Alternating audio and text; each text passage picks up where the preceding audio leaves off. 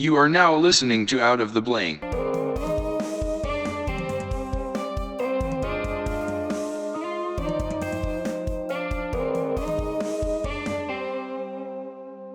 Welcome to another episode of Out of the Blank podcast. I'm here with Cailey Mitchell. Hey. Cailey, tell me about yourself.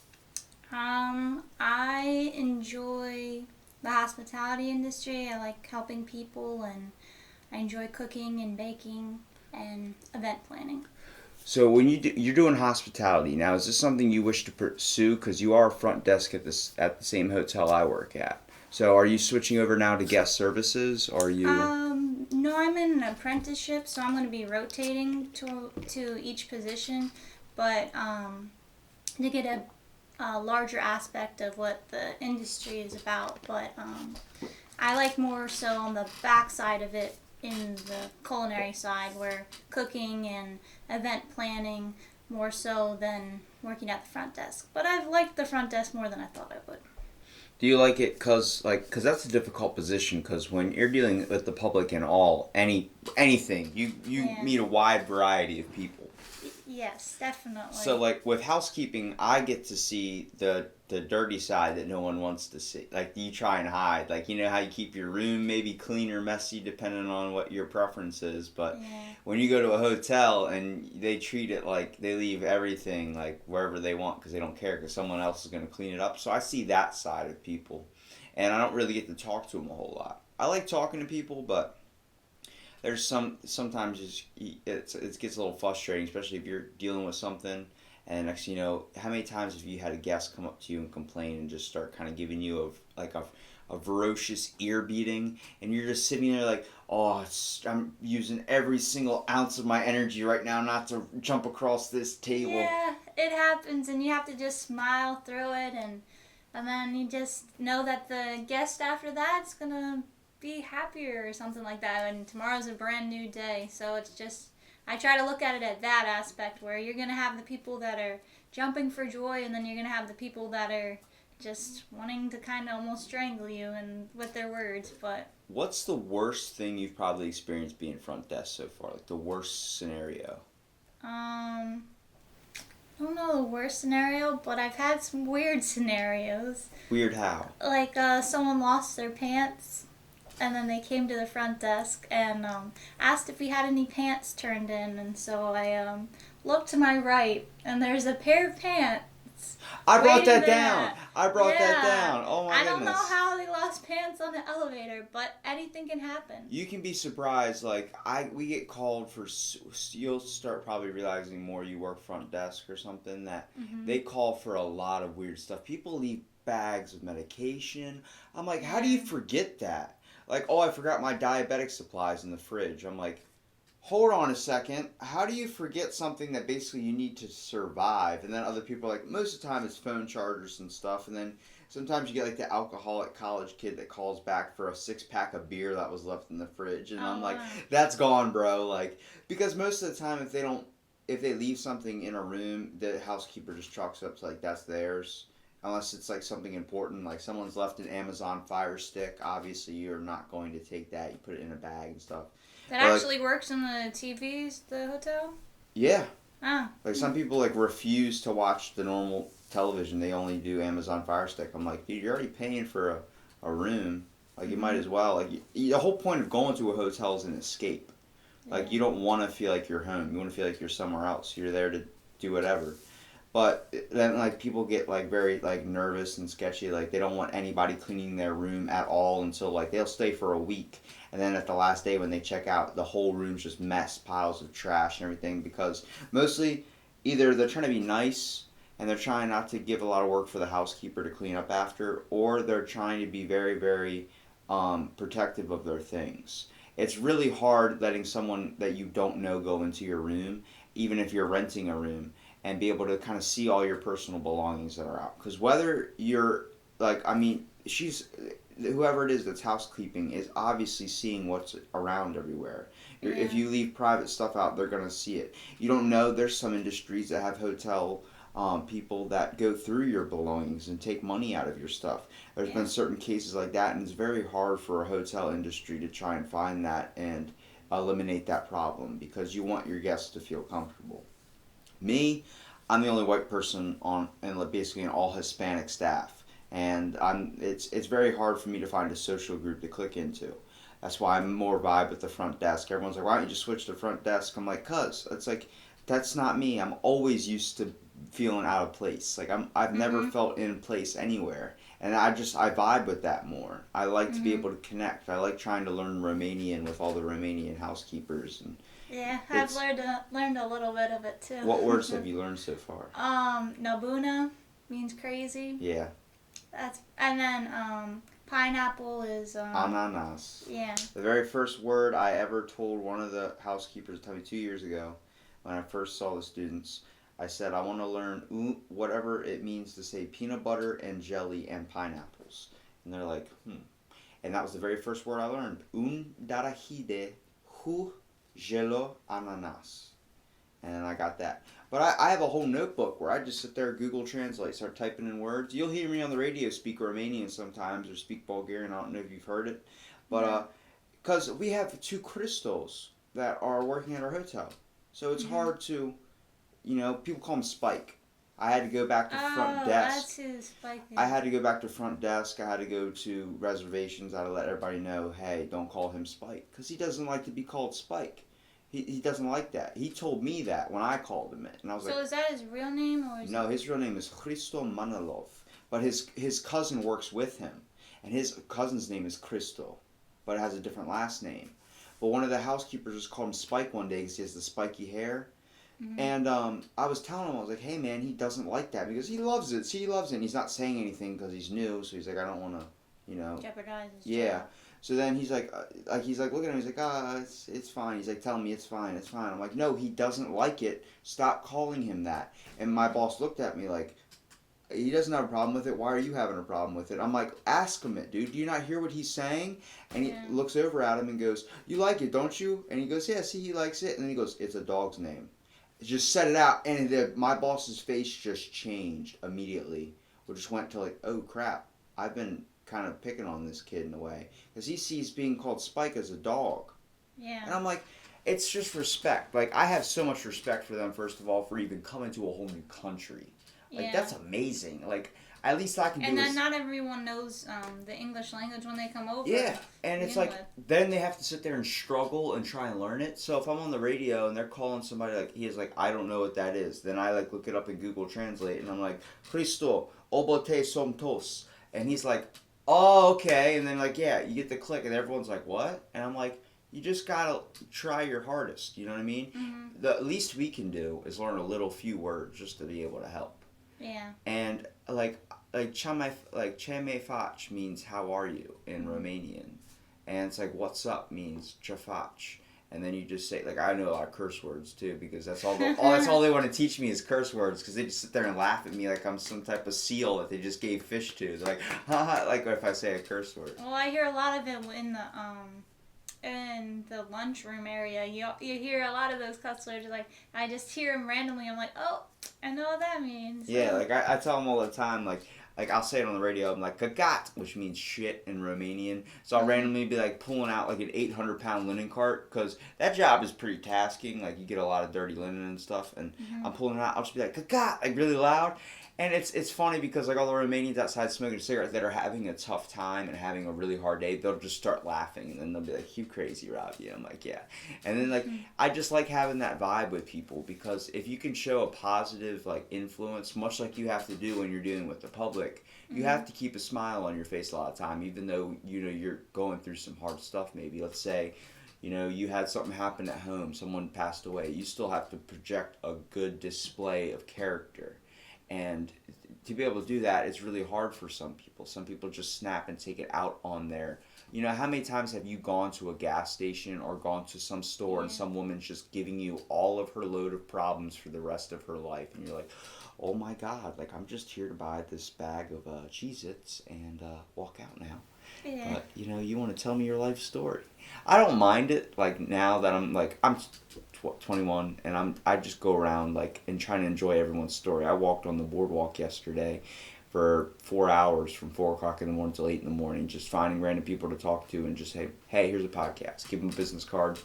it's over with. Like, look it up. You don't want to look it up? Okay, I won't be mad if you toss it in the trash. And then I saw one dude arguing with a couple Jehovah's Witnesses, and I was like, I gotta hop in this real quick. And I had to hop in and argue both sides. Like, the one dude's like, see, he thinks recognized religion is ridiculous too. I'm like, actually, I didn't say that. I actually said that recognize, and then it started going back and forth. So, like, I wasn't on anybody's side. I was going against everyone. I was like, I like to be able to fight the opinion that's not being fought.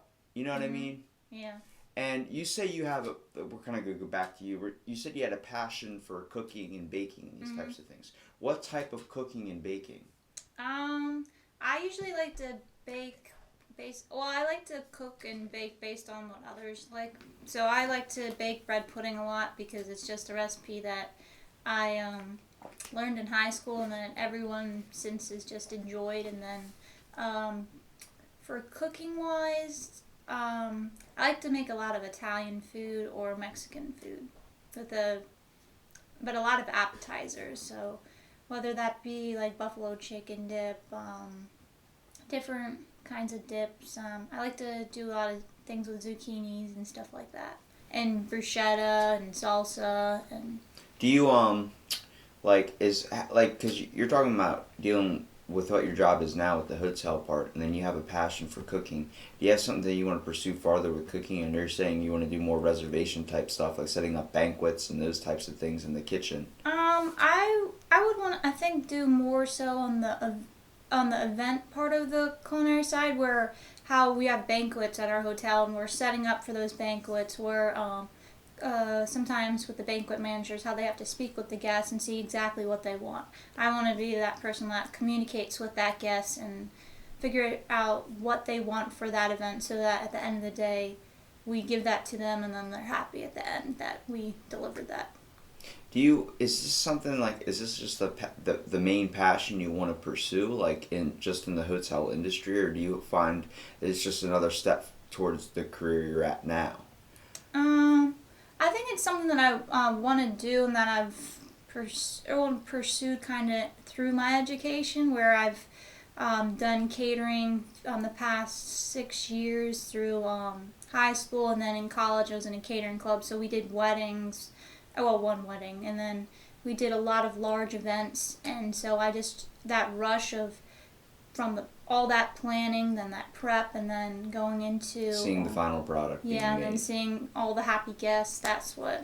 When I had Sasha Moyer on my podcast, and he was telling me he's a chef, and he likes preparing the meal, and then he likes seeing the accomplished product and going out to the customer and seeing their reaction of him tasting the thing. Like, it's a lot. Like, you see something basically that you created and then be enjoyed is something. It's definitely a very good feeling. It's like same, if you can ever get a tomato plant to actually grow, I never have been able to. But like that final product, knowing that you can get your own vegetable from a plant, like it's just the best feeling in the world. Same people with hunters, like Tyler Hall I've had on my podcast. He talks about hunting for his own meat. Brandon Ulrich, him raising his own farm animals and then killing them for that, and not having to go to the store and buy the processed stuff. It's just an overall like feeling of worth when you are able to grow something or even raise something and being able to see the product become what it's meant to be. And I enjoy that because I like seeing what people are interested in too. So when I say you have is this your passion? Like, what's your dream career? Like, your dream thing, like, you wanted to do this, you wanted to have that was the thing from you were a little child, and what you've kind of discovered in? Well, I always enjoyed helping others and making them happy, and so it took a while to figure out exactly what that career aspect that became, and then I took the culinary arts program at the tech school that we had, just so that I could get out of taking foreign language at the time. I did HVAC for the same exact reason, and I wish I would have stuck in foreign language, because that probably would have helped me in the position I'm at right now. Yeah, that's what I agree with that completely.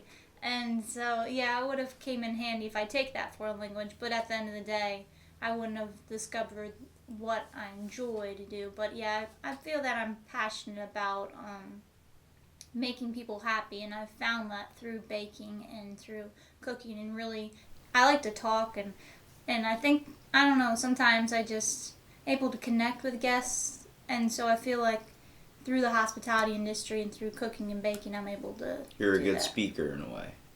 I say a lot of stupid stuff. I really do. I try and sound really, really smart, throwing like some large words and stuff, because I had the benefit of getting in trouble a lot in school, and my teachers making me read the dictionary as a punishment. So I did that, and I learned a lot of large words. Like a lot of times I like to boondoggle at work, which means like just fool around and not really do a whole stuff. I mean, I get stuff done, but you only have certain, you have certain times you're not busy. It's like front desk. You get the rushes between like checkout time, check-in time, and like lunch and stuff when people are trying to get out. But then there's like time where you're just sitting there and there's nobody there. But then you get like a horde of people come up. It's like the zombie apocalypse. Yep, that was definitely yesterday. I came in right as checkout was at 11, and from that until like 5 o'clock we had like a rush of people, and there was supposed to be 99 check-ins. When I left, there was 2 left to check in, and I left at 7. And usually that's like unheard of, when it's usually like 20, 30 people still left to check in around that time, and there was 2. So it was pretty crazy that there was like 10 check-ins left at 4 p.m. Just wait till wintertime rolls around.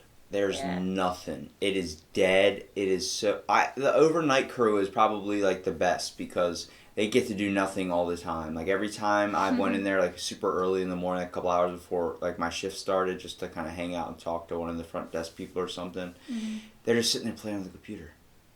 Like playing video games, World of Warcraft on the computer. I'm like, dude, like, what are you doing right now? And he's like, there's nothing to do. And security doesn't do anything. They just sit and watch Wheel of Fortune in the break room. Oh my god. I'm like, it's such a different thing. Like, there's nothing to do at night. Like, nobody's up. It's all older people. They get up like maybe 6 in the morning and sit down in the... and drink the coffee that's there. I don't knock the coffee. I think I've probably torn up like 20 cups a day of that thing. Oh, really? I drink it all day. I don't know what it is. I just like having something warm like that. You know what I mean? Because all they have is like sodas and stuff, and you can't keep buying like dollars and dollars of water unless you pack your own. And when you're in housekeeping, it's like being in the kitchen. It's super hot.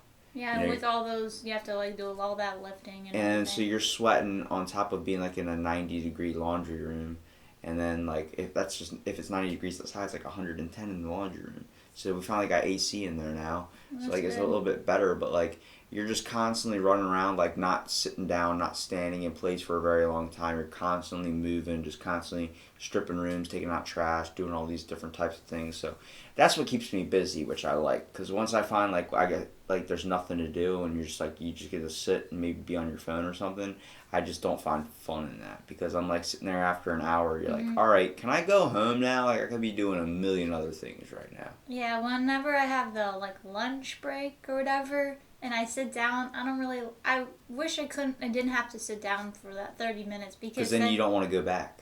Well, I'm so used to being on a motor and standing up. When the second I sit down, I'm like, I can't get back up. I'm gonna fall asleep or something. So if I don't go for that, I mean, you have to go for the lunch break, but if I don't go for it, then I'm able to zoom through the day perfectly fine. So it's just a weird feeling. I'm fascinated because you have this kind of like, you say you like communicating with people. Have you just like, do you like walking around in like the world today and noticing that? Because a lot of problems I think I fall on, like I like people, I like the stories they can tell, but I believe all people kind of suck. And that's only because I believe we have an aspiration to be great, but we choose the easiest road or the less harmful one, which is just to ignore everyone else's problems. And I only have that because I've taken psychology classes. I've taken a lot, and you get like diagnosed depressive disorders that you get to watch and like get to kind of diagnose. And the Kyle Hines story, I don't know if you know about him, the guy that jumped off the Golden Gate Bridge, or no, it was the Empire State Building, and lived. Well, he was just talking about like he was having the worst time, and if someone would have just said hello to him while he was crying on the back of the bus, it would have been like he wouldn't have done it. Just saying hi or just saying, is everything okay? And nobody even said anything to him, just ignored him crying on this bus, and then he just walked up and did it. And I'm like, thinking about that, I'm like, why does everyone choose to ignore other people? And that's where I really I wanted to ask you, like, if you have such a passion for communicating, have you just not seen the dark side of people, or have you just like trying to look past it, because that's a really hard thing for some people to do. Some people get into a place where it's like mean world syndrome. I don't know if you've ever heard of that, but it affects mostly the elderly, because all they have to do have you ever noticed when you walk into a retirement home, you see them watching Wheel of Fortune or something, some type of Jeopardy, and you're like, why are they always watching that? If you try and change the channel, their other channels are blocked, and that's because the news. There's been a couple cases, not a couple cases, but a couple like research studies shown that older people are more scared of society today because of what gets displayed on the news. You got to think, what is your elderly grandparent that's not able to go out and experience the world doing all day inside the house? Watching TV. And what's getting displayed on the TV on most of the news networks? Crimes, statistics, black violence, all these types of hate and types of displaying bad images on the news, which creates a theory of mean world syndrome. And it makes, I've experienced it going out into public and an older person being like, kind of like, get out of my way, kid, like treating me like if I'm some punk, because most kids my age are like that, but not everyone is like that. And then I'm helping them with the door, holding it open, like, have a nice day. Like, I didn't think you were like that. Be like, what? Like, I've worked out every day for 7 years. And I have not missed a day. And there's people I haven't talked to after 5 years. I finally got to say my first word to them. And they're like, wow, you're nothing like I expected. And I was like, what do you mean? And they're like, you seem like a punk teenager. You looks like a stoner or something. I'm like, no, I'm here just to work out and go home. That's it. I'm here to improve myself. I don't want to bother anybody by talking to them. If you want to talk, I'm more than happy to shoot the crap with you, man. And they're like, wow, you're really cool. And then I became friends with these people. I've had them on my podcast, elderly firefighters and stuff. And it's like, that's cool. It's where I want to ask you, like, do you believe that all people do kind of suck and we have an aspiration to become great, but we just choose the low road and trying to do whatever we can just to survive? I think people do try to do what they want to survive. I don't know if everyone is what did you say again? What, having an aspiration to become great? I believe everyone has like an aspiration to be great. I don't know if they're all what was the other thing that you said? Something about evil or mean world syndrome. Or is that what you're talking about? Yeah. Or we choose the less harmful road, the one that's more comfortable, like a routine. You ever get into a routine where you come home, have this, you don't go out into the world, you don't go experience anything because you're like, life kind of sucks. Like, life does suck, and that's only because we all want it to suck. If we wanted it to be better and we wanted these awesome improvements into our lives, we would do stuff to help others and take the time to be willing to put our goals on hold to help somebody else. Which is why I'm fascinated with how you're willing to help other people and you're fascinated with helping other people, because there's a lot of people out in this world that are not open to that, that are not doing that. They were willing to step on someone else's neck to get to their goal and push someone else's world on hold. And you don't know, like, you can be gone next minute. It doesn't matter. What's that goal that you're working towards? Yeah, you should do everything possible to get towards your goal. But you shouldn't ever try and, like, cut the progress by breaking someone else down. For getting them fired from a job just so you can get that position. That's terrible to do. Yeah. Why would you hurt someone else's life to try and make yours better? It's a whole karma aspect. You know what I mean?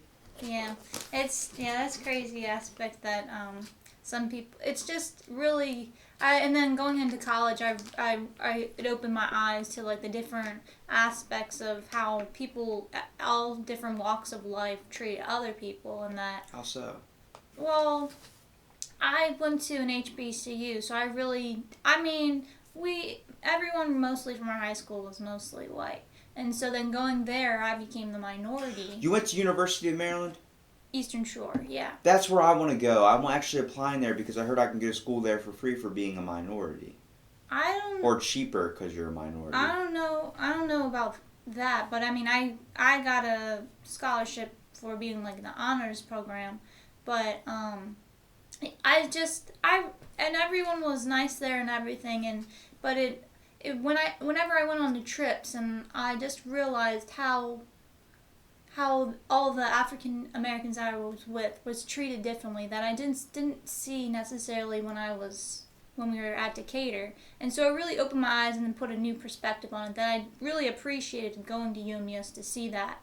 And that I had such a close bond, I feel like, with more so at UMES than I did with mostly the people from Decatur. And it was just, everyone was really nice there, but it was, you would just see, like, you would open a door for someone, you would say hi to, I'm used to saying hi to every single person that I know, and then it's just like a different aspect when not everyone says hi or not everyone smiles back at you when you smile. So it's just a different aspect of life, seeing that, oh, it's not just, I guess it's just it's not an Eastern Shore thing, but like different areas that people grow up in, not everyone smiles at everyone, says hi. So it's just a different aspect that you don't see, and that someone might be having not the greatest day, and so that smile might help them. Yeah. But, yeah.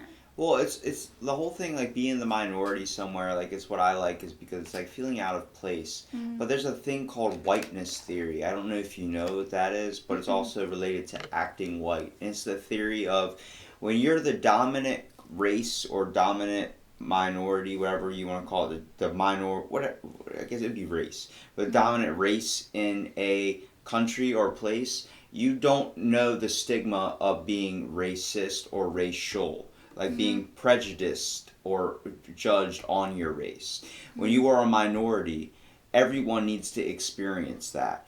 Everyone. I mean, me, you, it doesn't matter. You need to go somewhere where you're not the major population. You are the minority, because you're going to experience what white racism is, what white privilege is, what black privilege is, all these different types of things, because you're going to be judged based on your looks. When there is one Hispanic in a group of white people, he is the minority. We don't understand the racism. We don't understand anything. We don't understand how he might feel out of place, because we're all so, oh, you have the same skin color as me, so you look like me. That's how it is. But if you take a white guy or a white woman and put them in a scenario where it's an all black group, they're going to feel it. They're going to be picked on, probably. And that's because they're so used to being stigmatized. It's not that black people are angry. It's that they're already pent up with a bunch of depressive feelings that they have to project, because they're not used to being the major population.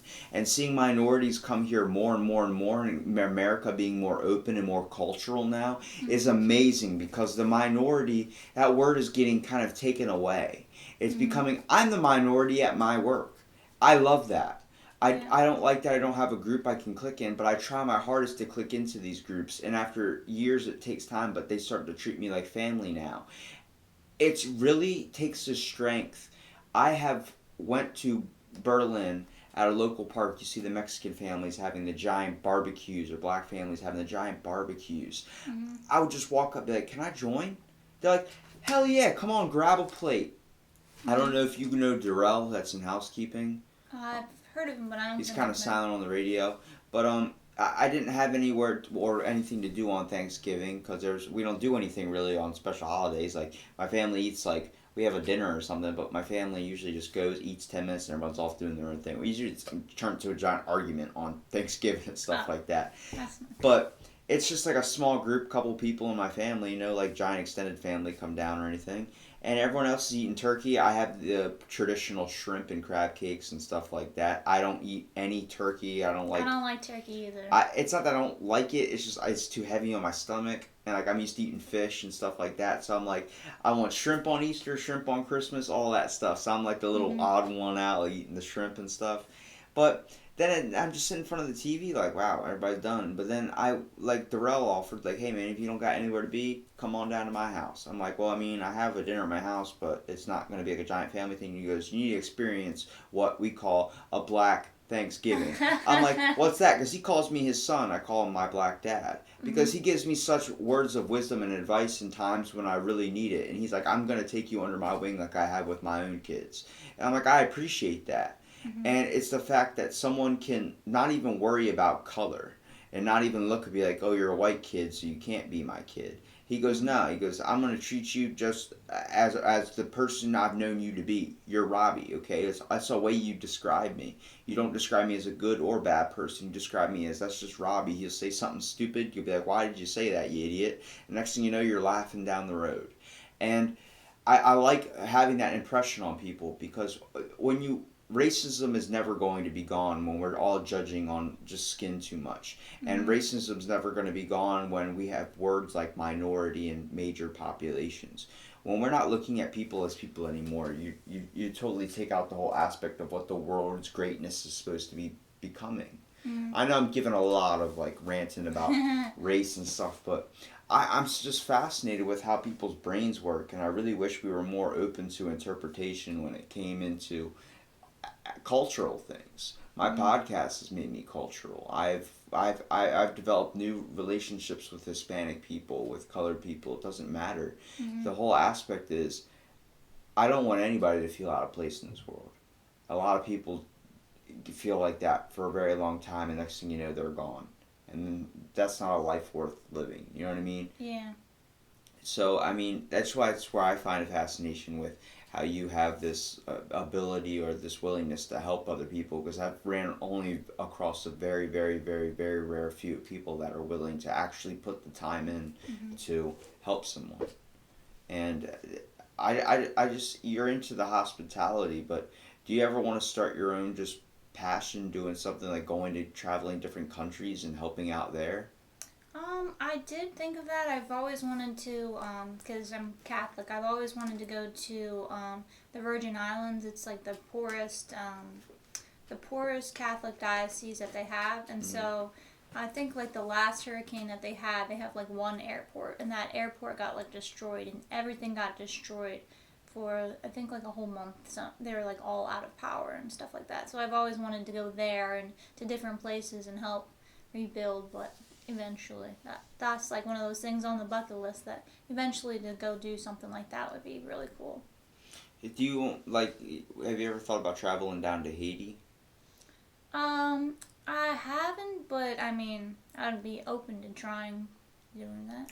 I thought about going somewhere like with like the Peace Corps and just joining and just maybe rebuilding some houses and stuff. And then like I try and like fix something, like if my door comes a little bit off the hinges or something, I try and fix it and I can't do it after like 2 hours of trying, and I'm like, yeah, screw trying to build a home for these people. I'll build a nice ass home, they'll go inside of it and the thing will fall on top of them and it'll be my fault. Yeah. It's just, I think we all have what we want to do or what would be awesome. Like, you ever have someone offer to help you out, and then when you actually use that offer, like, yeah, I'll take you up on that, they're like, oh, I can't do it today, like, because they had 100% in their mind that you were going to say no, and then you ended up saying yes, so they were trying to get the credit of being a good person, but it didn't work out because you ended up actually accepting it. It happens a lot. How many times are you going to be like, yeah, if you need me, just let me know, knowing that they're not going to call you, but then you've offered, so then you look like the good person. It happens all the time. I'm like, but the true awesome people are the ones like, I said I'd do it, here I am. I'm here to help you now. I like that. Yeah. I don't know. My mind goes. I just have a fascination where I wanted to do psychology, and I really liked. That's where my whole podcast kind of started from. I had Brooks Holloway call me one night, like just, I don't mean to shout him out on it, but he's open to it. Like, he was really, really depressed, and he was like, man, I don't want to be around anymore. It's not fair. And I'm like, I was dealing with the same stuff in my own head, and I knew other people that were suffering from it too. Have you ever had like a very depressive state where you're just like, is this what life is? Have you ever had that before? No, but I've seen a lot of people go through that, and I know it's difficult to see them go through that and to try to understand where they're coming from. And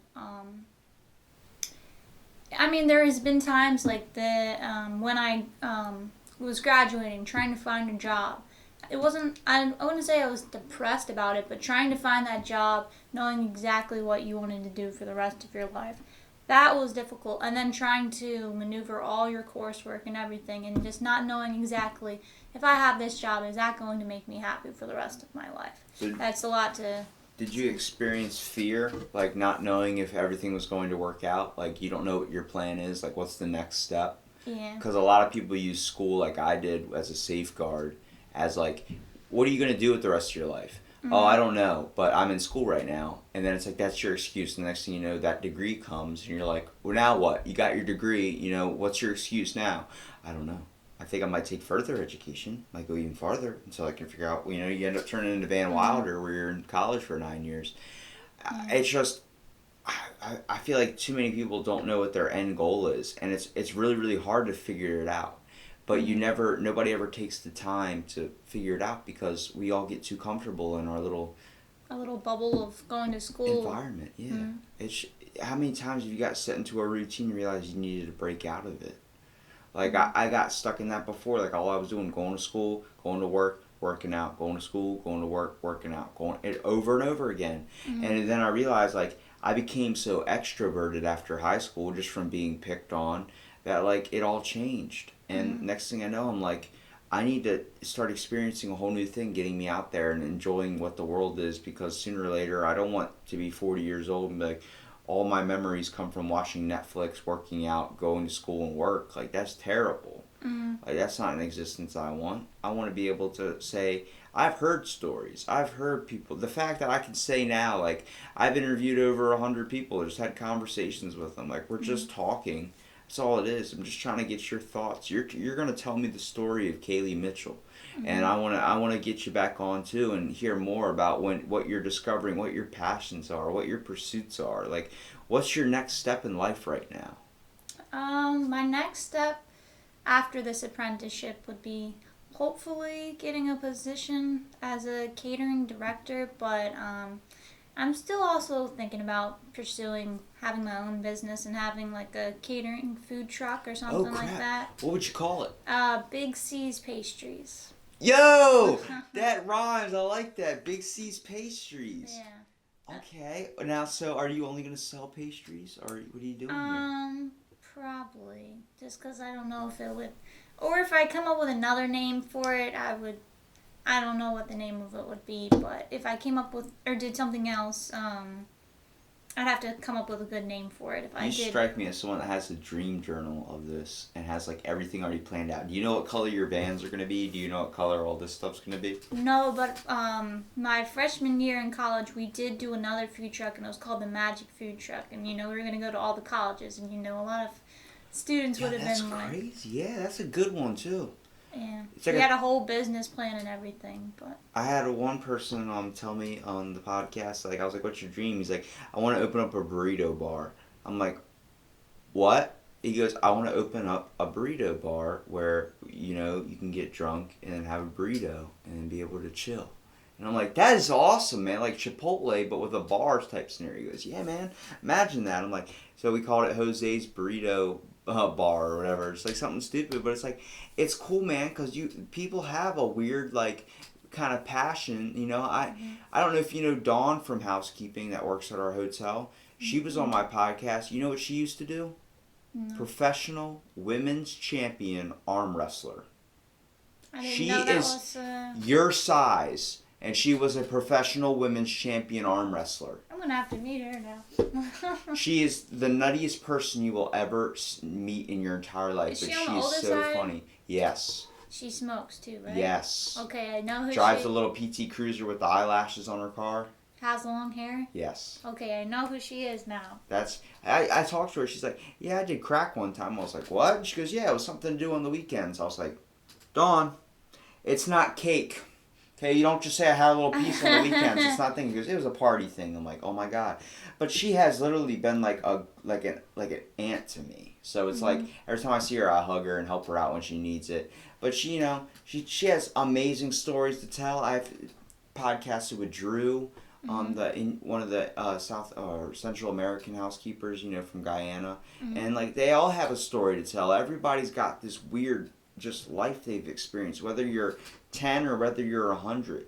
You've lived a tale, and that tale is hopefully still going to keep on unraveling. But I can read well, but I don't like to read a book. You're cutting it out. You're making a movie for me. You're letting me be able to in on your life. You're telling me the story. And you got Big C's Pastries. I would fund that so quick. You don't understand. Like, I picture you in a white chef outfit. You gotta hire Sasha Moyer. Yeah, I'll think about it. And then I was gonna go through Ocean City. I was gonna go through all the side streets because someone's gonna want a pastry on the beach, and like an ice cream truck kind of thing. It's an ice cream truck with pastries. Basically, yeah. That's pretty cool. You'd hear the music, but it won't be an ice cream truck that would be singing. It would be pastries. What type of pastry song would there be? I don't know. Just get the doughboy laughing on like a mix, just constantly looping. Yeah, and then him saying, "Oh, you mean the Pillsbury Doughboy?" Yeah, that would be good. Yeah, Pillsbury Doughboy just laughing over and over again. Someone would be like, at first they wouldn't get it, but it'd be then like after Jaws, where like you're dun dun, but it's in the Pillsbury Doughboy. Like just randomly in different alleyways, people are like, what is going on right now? Like freaking out. That'd be pretty funny. Yeah. Do you have like where would you start? Like you said, you want to start your business here in Ocean City, like in a van. You don't want like an actual like department area, like a little building. Well, you still have to use like a commercial kitchen to produce the things, and then you can do whatever. But I don't know. I think a permanent location would be cool, but I think traveling with a van would be even cooler because then you can go anywhere with it, and that way you can then keep it at home at night or something like that. And just a permanent location, I don't know. But I wouldn't want to travel late at night with it. But yeah. You wouldn't want to travel in a pastry van, like on the dark roads and stuff. Who? Honestly, that'd be your best bet is sitting outside of a bar at like 3:00 in the morning. With a pastry, like, what's the one thing you want besides like greasy food when you're drunk is pastry. So like that's true. That's your market. Or Mexican food. That's true. Oh my God, there's so many good things. Denny's sometimes looks good. I don't like Denny's. Sorry, you get stuck to the table when you sit down. I don't know if you. No, I haven't noticed that. It's like they wipe the table down with more syrup. You sit down for breakfast, you end up staying for dinner because you can't literally get up because you're stuck to the table. That's true. But that's cool though. Big C's Pastries. That's a really good idea. I mean, having, let's see, you have like a little small business and then multiple vans. Would you be more hands-on with it, or would you just hire a bunch of people to kind of do the work for you and you kind of be in the kitchen and just inside of it? I think I would want to be more hands-on, but I think if I did do that, I would want to hire people, I think, with special needs or something like that, and then to try to get them involved, because to give them more opportunities too, and just make it more so on helping more people in need and just try to make more people happy at the same time. Does it bum you out too that the very limited amount of jobs for people with disabilities sticks to around grocery stores where they're doing cart pushing? Yeah, it's just very upsetting that that's all that people think they're limited to when they have much more that they're capable of if they're given the opportunity. I've had Jared Johnson on my podcast. I don't know if you know his little brother with special needs. But that's what he went to school for. He actually helps out with kids with special needs. Like get some jobs and get some like kind of someone to talk to and be able to kind of function and learn how to appropriate and do these types of simple things. And he proved, a bunch of people are telling me that I was spitting false rumors about how the easiest diagnosis for someone with a mental disorder or mental disabilities at the age of 2, and that's because they start color coding their blocks when they stack them, and very, very organized. Like their brain has developed very, very quickly, and that's because their brain is as developed as it's ever going to get. Wow. So at the age of 2, they might have the capacity of a kid at the age of 10, and some people think that kid's a genius. No, that's the sign of autism, because his brain is so developed now that it's not going to develop any farther. This is as far as it's going to get. So when he's 40, he's going to have this still thinking of stacking blocks like this. He's not having the mindset, And I asked Jared about that. He's like, that's 100% true. He goes, it's actually how they diagnose it. And I was like, all right, so I'm not spouting lies on it. But here in his, like, I've talked to people that try and set up jobs for people with disabilities, and it's sad because they always get stuck with the cart pushing jobs or some stocking job. Sometimes a workplace will take it in on their own gracious grounds to give them a little bit more, being a cashier or something, but there's only so much you can do without having, like, it's like a sort of PTSD too. Loud noises can set them off. It depends on who it is. I've read books on whether they're fiction or nonfiction based on a perspective of a person with mental disabilities or from the mental disability person himself, and being like, there's a dude that was like, all he did was drool and make noises and scream, and that's how people saw him, but then it came from his perspective. Like, I wish people could just understand that I'm actually really smart, but I can't express it because my brain's not letting me. And hearing that side makes you just change your whole perspective on everything. And I really like that you would be willing to hire someone with disabilities to help out. But what would you see them being able to do? They couldn't drive the vans. Well, no, but like if I was baking, have them alongside me and then measuring the ingredients and everything like that, and just putting it all together, and then doing it more so as a team, as an individual effort kind of thing. Just kind of including them. Like the last kid getting picked for dodgeball. You don't want to leave them out, make them feel like secluded. You want them to be part of the group. I mean, it's difficult because it's wintertime sometimes, when it is, and you see those kids out there pushing grocery carts out in the snow, and you see the other people inside warm laughing and just enjoying the good times of being in heat, and you see that person who's out there doing his thing mindlessly. It's like, I wonder what he's feeling right now. Like, he's probably got to have a lot of them are a lot smarter than you realize. Like, I think they're seeing the world through another set of eyes, the more truer version of it.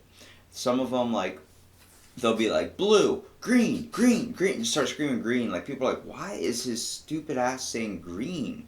And I'm like, you guys aren't realizing what he's saying.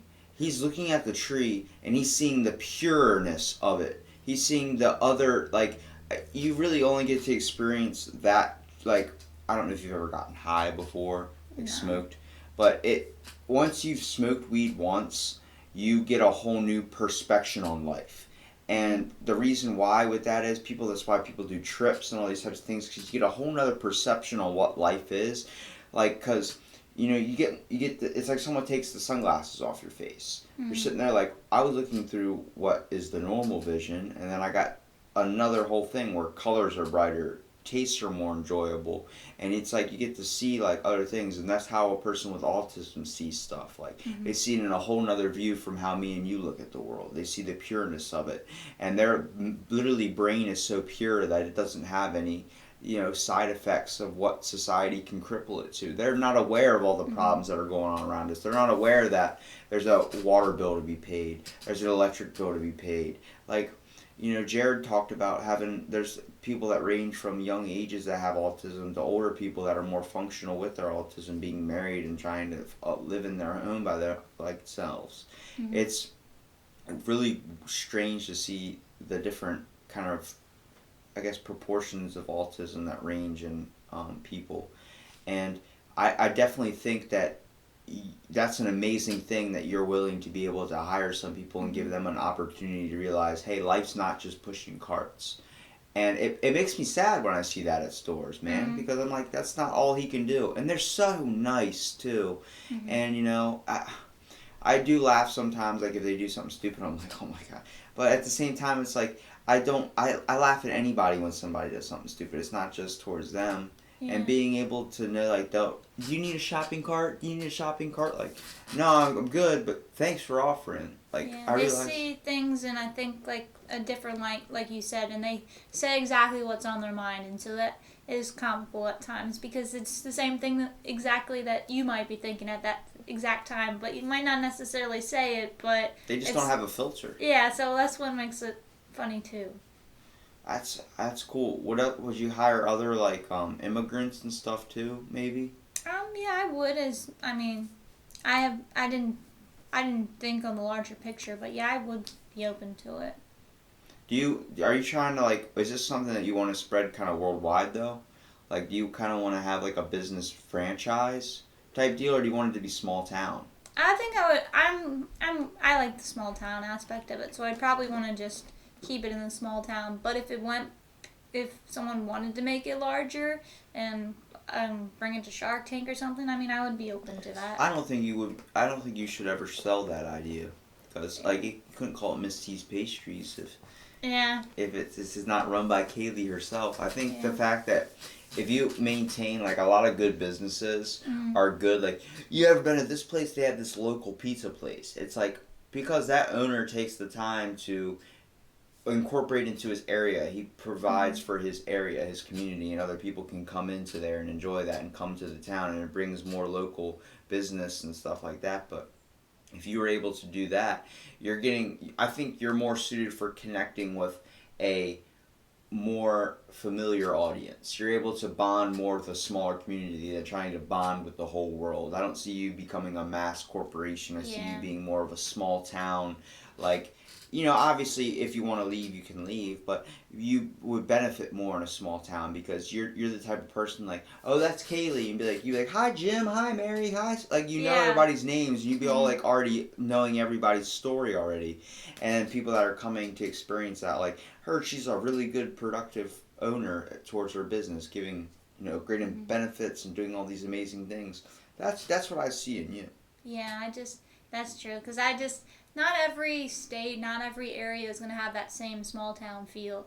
Even if there is a small town there, it's not going to be that same, be able to connect as it is here. And I know a lot of people do leave this area, but I still like it because of that small town feel and being able to connect with people. Do you not ever want to leave? If I do leave, I would want to go to Florida, but I think You would return. Yeah, I think I just enjoy this aspect. And Why do you want to go to Florida? Just because it's warmer. They got gators, yo.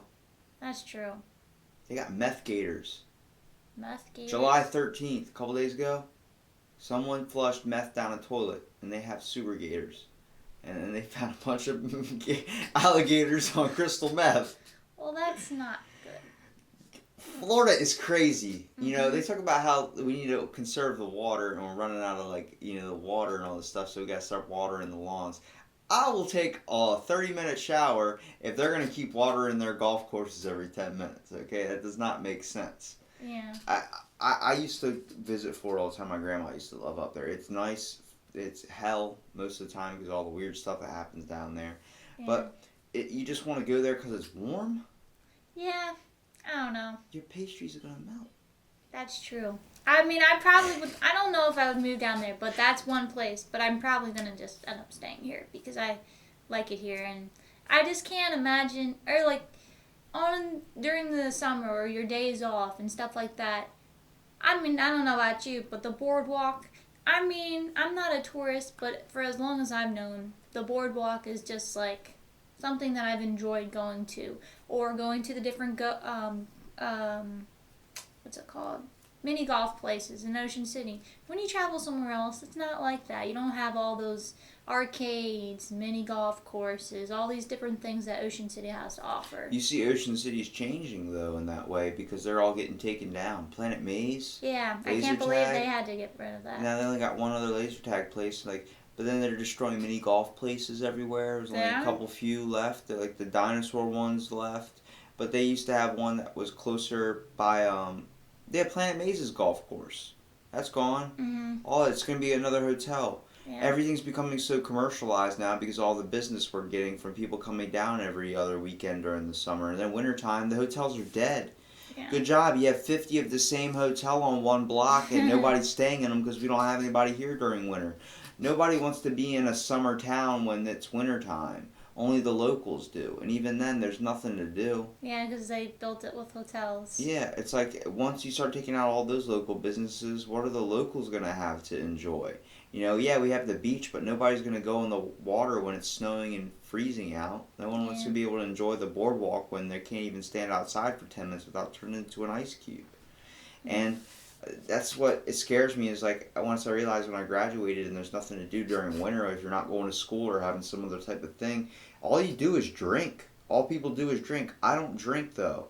Yeah. I don't like to go out. I've never dived into alcohol. I don't even dive into drugs. Like I'm pretty sane brain because I like developing my own thoughts on the world, but I'm not going to ever knock something before I try it. You know what I mean? I gave one of the housekeepers that's from Haiti a bunch of crap about mud cookies. I don't know if you know what those are. I'm guessing it has weed in it or something. No. No. It's a Haitian mud cookie is in Africa they don't have a lot of food, and that's because their main resource is gold and diamonds. Surprisingly, and you can't eat gold and diamonds. Sure. So what a thing called a Haitian mud cookie is, they take 90% of dirt, 5% butter, and 5% salt, and they form it into a cookie and they eat it. That sounds disgusting, but the only reason they do that is it keeps their stomach from starvation, from eating itself. So it's like packing their stomach with dirt just to feel that satisfied feel. So and do they really have mud pies then too? Yeah, those are Haitian mud cookies or mud pies. That's all. That's a legit thing. And I was like, that's crazy. And I asked her, I was like, is that a real thing? And she goes, yeah. She goes, I love those things. I was like, what? She goes, my grandma makes those on the weekends. I'm like, well, hold on. You're in America. You have an option to choose food, and you're eating Haitian mud cookies. She's like, they are amazing. We order our dirt. It's clean dirt. I'm like, you realize what you just said, right? And she's like, what? I'm like, you said clean dirt. I'm like, yeah. And I'm like, now I understand where you're coming from. There is two things. There's called geophagia, which is people that have a craving for unnatural substances such as rocks, minerals, and other types of things. It's also a reason why a woman who is pregnant will sometimes have a craving for eating dirt, and that's because of the iron that is in dirt. So when she was saying clean dirt, she meant that has more nutrients in the soil than if you just went out into the middle of the lawn and picked up a scoopful of dirt and cooked it that way. She's like, they're amazing. I'm like, if you bring one in, I will eat one. Did you try it? She ended up not being there anymore. She left I think a week after that. She had some family stuff going on, but was that this summer? Yeah. Her name was Sade. I would have tried one too. I know that sounds... She said they taste just like snickerdoodles, but I said I'm not going to talk any more shit on it until I've tried it. I'm like, I'm not going to. Because if it tastes like a snickerdoodle and it's good, you're eating it, and then you're not even needing to eat it to survive. You're just doing it because you like them. Then I'm going to try it. And doctors have to warn pregnant women about it too, about eating dirt, because they get that craving for that metal because your baby wants nutrients. And if you're not, that's why they make sure you're taking supplements and making sure you're getting all the nutrients from your food so you're not missing out on anything. But it's the whole idea, I'm not going to ever turn down something or give a strong justification on anything based if I've never tried it before. I'm not going to say no to cocaine. If someone is like, I can't say, hey, it's the worst drug in the world or it's terrible, it's going to end lives, even though I've done strong chemical dependency classes and stuff, and I've gotten my certificate in it. But I'm not going to disappropriate it. I also don't knock religion, except Scientology. It's a load of shit. But, you said you're hardcore Catholic. So where did that come from? My dad's side of the family is Catholic, so I've just grown up into that faith. Do you believe in, what do you believe in, being Catholic? Well, I believe in God, Jesus Christ, and Holy Spirit, and, that Jesus rose again after he died, and I just have, and then the commandments and everything, and I just, Do you think those are, if you don't follow those commandments, that you're going to hell? I just feel that one should, but if they don't do that, it doesn't necessarily mean that they can't go to heaven. I think that you can redeem yourself and know that if you've made a mistake, such as killing someone, not necessarily, okay, maybe not to that extreme, but if someone's fallen down the beaten path or whatever, they can still redeem themselves. Yeah, and still go to heaven. I just think everyone makes mistakes and that they can change their ways. Just because I'm kind of testing the waters here, do you think that atheists are going to hell? I'm not the one to say. I have no idea. I'm open to all aspects of interpretation. Have you ever, I've joined Pastafarianism, where they worship a spaghetti monster. I am an ordained minister under the Church of Bacon. Yeah, that's a Wow. legit thing. I have a certificate in my room that says the United Church of Bacon. I went to Maryland Courthouse, got it signed so I could legally marry somebody under the Church of Bacon. $45 and an hour and a half hustle of trying to get this lady to accept this and actually sign it and stamp it. It was a pain in the ass, but I did it. Did she laugh when she signed it? She's like, I'm not doing that. I'm like, you have no law in our Maryland code book that says I cannot be an ordained minister under the Church of Bacon. She's like, what's the Church of Bacon? I'm like, we don't worship ham if that's what you're saying, but Pastafarianism, okay, for example, they worship a giant spaghetti monster. They have a thing like the commandments, but it's called the 10 thou shall not don'ts. That's all it is. And their heaven is a beer volcano filled with strippers. But that's only because, that might sound ridiculous, but they worship a spaghetti monster because they have first of all, they have holidays, like instead of Passover, it's passed over. And instead of Ramadan, it's Ramendan. And then like at the end of their thing, instead of Amen, it's Ramen. And it's like funny stuff like that. But a kid made it in 2014, and it was to highlight the whole aspect of teaching recognized religion in school is ridiculous, and we shouldn't be stuck to just teaching Christianity in schools. We should be open to all other types of religions. We shouldn't have one closed off. And then United Church of Bacon is a safeguard for atheists. A lot of people that are diehard religious figures, that are diehard Christians, that believe anybody who is not in their mindset and cannot be swayed is going to hell. Like, they pick on people with that hardcore religious aspect. That's why I was kind of testing the waters with you of how far you go Catholic. I don't push people and say, oh well, you're just gonna that's go to hell. I think it's not someone's place to be able to tell someone that, and it's not something that as a Catholic or someone of faith that you're supposed to do. You're not supposed to judge others. You're not supposed to tell them how it is, because you're not the one that's supposed to tell them how it is. Yeah, what works for you is going to work for somebody else. It's what works for you is not going to work for somebody else as well. And like I was on the boardwalk yesterday, and I got into an argument with a couple of Jehovah's Witnesses, and I wasn't trying to argue, but it was the whole aspect of how they were trying to conform people into their way of thinking. He was like, God is real, and if you don't, and he's like going hardcore on that belief. And I just walked up to him, I said, I cannot prove if God is not real. I cannot prove he is real or not. Who's to say God is white? Who's to say God is black? Who's to say God is whoever we believe in? Our beliefs are our beliefs for a reason, and without personal experience and evidence, there is no way to prove anything. So it's the whole idea of Russell's teapot. And he goes, sir, you just don't have faith. I'm like, he goes, at one point I didn't believe in God either. And then I had a sudden realization, and then he named off some experience he had. I was like, good, that was an experience you had, or you've chalked that up to that being God. But did you see this figure that you're talking about? Did you see him on a golden throne, or you just have belief that he's out there from that? He's like, I have a belief. I'm like, that's the same thing as Russell's teapot. That's the reason why I'm ordained under the Church of Bacon and ordained under other religious figures like the Trans-Universal Zombie Church of the Blissful Ringing. That's a Russian religion. Recognized 700,000 people and is recognized in 3 states in America. I've joined from, you ever seen the movie The Big Lebowski? They have the thing called the Dude. It's called Dudism. I'm a saint under the Church of Latter-day Dude. I just started printing out a bunch of certificates, diplomas and stuff, and getting them all signed and getting them all recognized and paying whatever fees I had to pay to do it. The whole idea is I'm not going to knock someone else's religion for something that I can't prove that doesn't exist or not. There is literally a church called the Invisible Pink Unicorn where they worship ironic. It's saying that something is pink and invisible. How can you prove those things? The same thing with God. How are you going to say God is this powerful white guy sitting on a throne if he doesn't exist, or if you haven't seen him and you don't know? Same thing with the pink unicorn. You can't prove to me there isn't a pink unicorn that controls all things, because first of all, it's invisible, so how are you going to know if it's pink or not? And it's a unicorn. Like, who's ever seen a unicorn?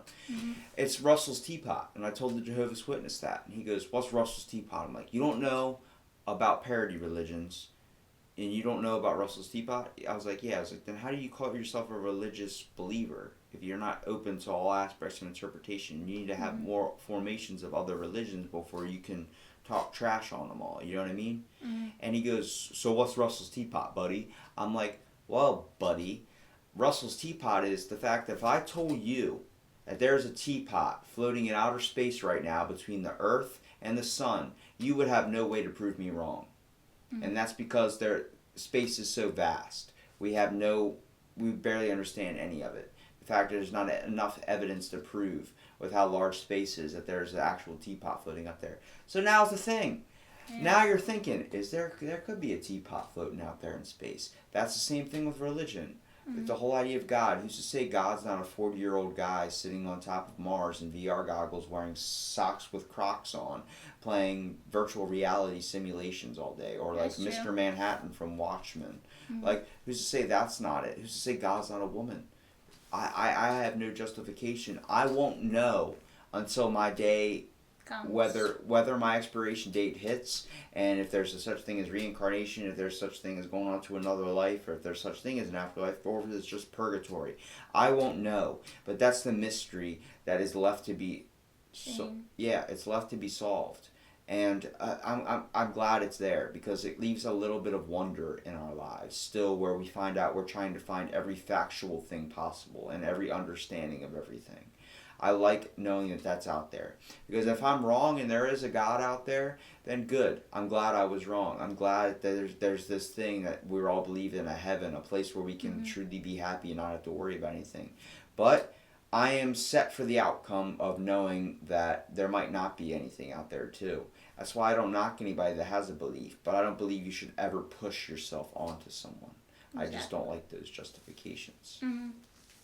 I know that was a long rant about religion, but it's like, because I've heard people say they're Christian, they're Catholic. Like, doesn't that give you kind of problems with the church a little bit, of how there's like some sexual stuff with the church and the kids? I don't know if you know a whole lot about that.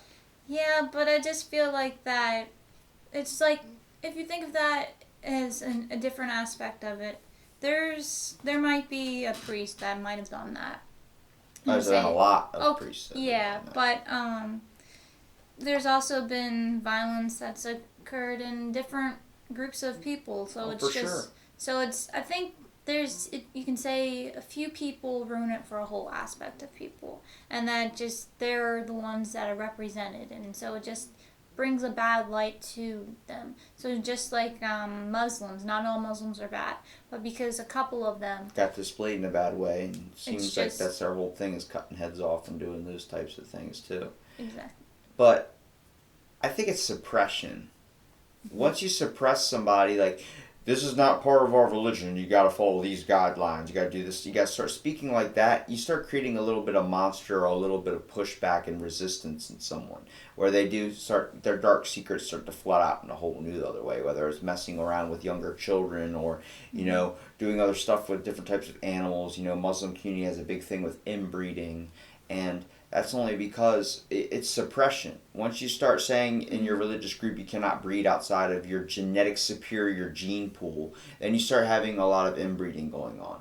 Once you start putting classifications and these restrictions on people, you start to suppress them and they start to break out. Suppression leads to an eventual riot or freak out.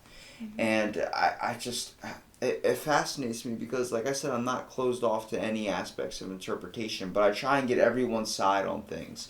If you weren't Catholic and you were atheist, I would argue the Catholic side.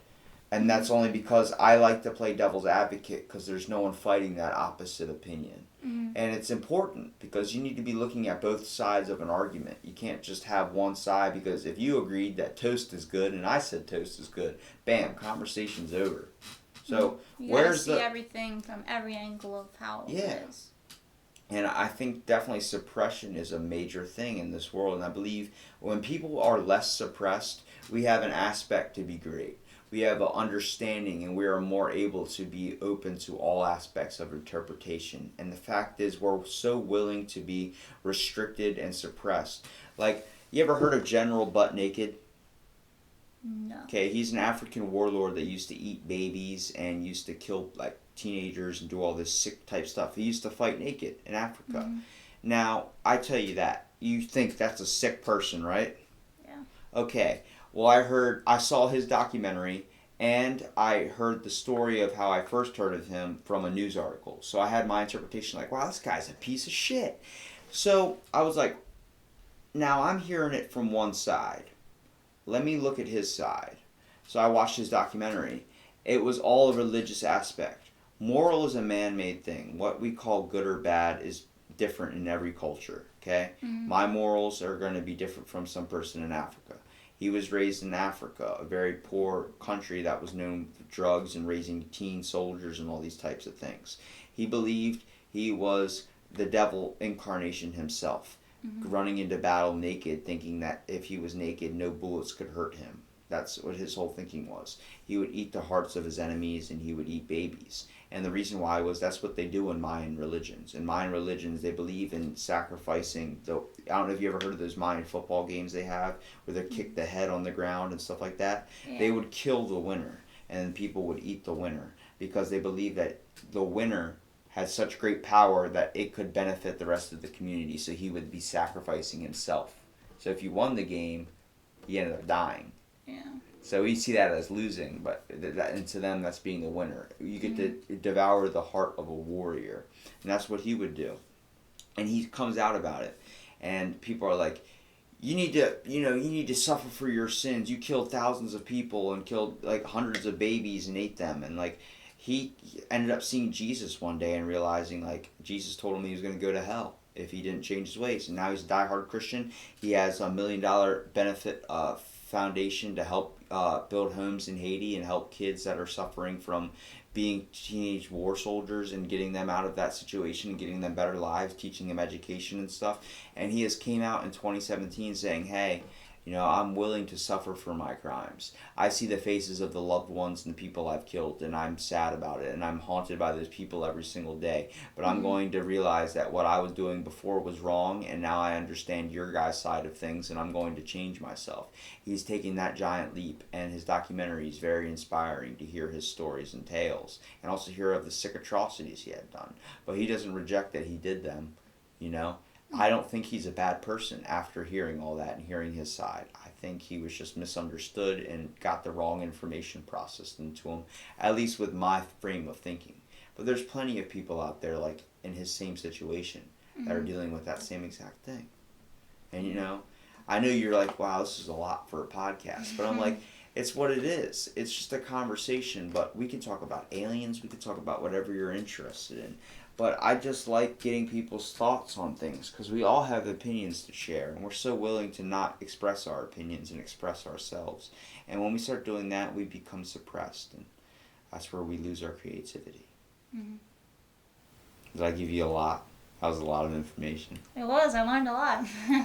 I tried. I mean, is there anything you wanted to ask me? What do you plan on doing after you graduate? Because I know that you, or with your perspective of things and everything, I want to see what you personally are going to do. What do you think I should be doing? Something with psychology and sociology, those things. See, I thought I don't understand what the difference is, really. But what, psychology and sociology? Yeah. Sociology is like dealing with the social and cultural, I guess, aspect of things, like how society's being displayed. Psychology is more like dealing with one-on-one conversations and analyzing group thinking and looking at the root diagnosis of problems. Like like most of my papers I've written for school have gotten published like with A's and stuff because they're on psychoanalysis and art interpretation because I like finding people's creativity passions. Psychoanalysis, like the psychoanalytic theory is the Rorschach test, like thinking that the problem, like what you see in a picture is like, what's the major benefit of art. If you see a dot on a canvas, you'd either look at it like, wow, that's a beautiful work of art. This artwork is so inspiring, worth millions of dollars. That's your interpretation of it. I might just see it as, that dude just put a dot on a thing and started selling it for $1 million. I can have more art creativity if I took a banana and smashed it with my foot. That whole thing. I definitely think now that I'm looking at my education a little bit more, I started off wanting to help people with chemical dependency, losing a lot of people to addiction, heroin addicts, those types of things. Once I started understanding addiction a little bit more and psychology a little bit more, I thought maybe I would be better trying to understand people in a way. And then I ended up doing a branch off of my podcast after Brooks called me one night. and people saying you should have a podcast. Like, you've given me a lot of beneficial advice. I'm like, yeah, because I think the same way you do. But I'm able to give a better opinion of what you should do. Like, anything I say in my podcast, you could take it and just throw it right out the window if you want. I don't care. The whole fact was I wanted to get your opinions and my opinions out there as well. I wanted to see if we can come to a conclusion and maybe change our way of thinking. If this episode affects someone out there, then I'm glad it did. If it doesn't, I'm not worried about it. It's something I had an amazing conversation with you, whether it's just me just speeching and kind of going off on stuff, but it's cool because I got to hear your thoughts, and then also I started thinking of philosophy. Like, maybe I want to be a master in philosophy. But who's to say I might not even pursue education any farther and just choose to take this podcast somewhere, seeing it grow so much. Like, from the start of it, where it was just an idea, it's like a tomato plant, except my tomato plant didn't die. You know? Just kept on growing this time. Yeah, I just needed more of a kick in the ass. And so many of my friends that are like, dude, you want a podcast tonight? I'm like, all right, man, if you want to come over, let's do it. Like, I'm down. I've created friendships. I've already made amazing stories. I've met amazing people. I've heard amazing tales.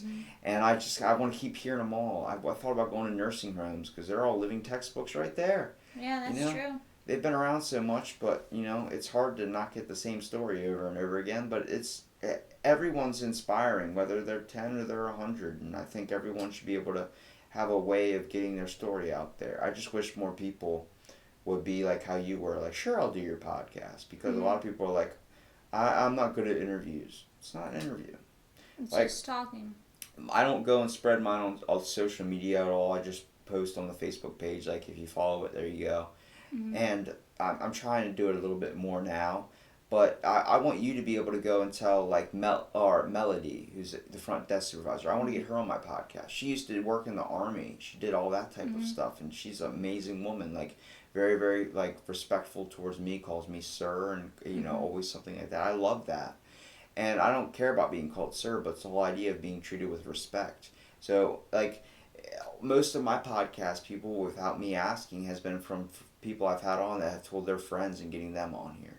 It's just all about, like, I want you to be able to tell her that you had a good time and she should do it. Because I'm going to try and get her on. Yeah, I'll try. And then I think I just thought of, like with the pictures of, like, New York, how they would take a picture of something and like a whole story about it.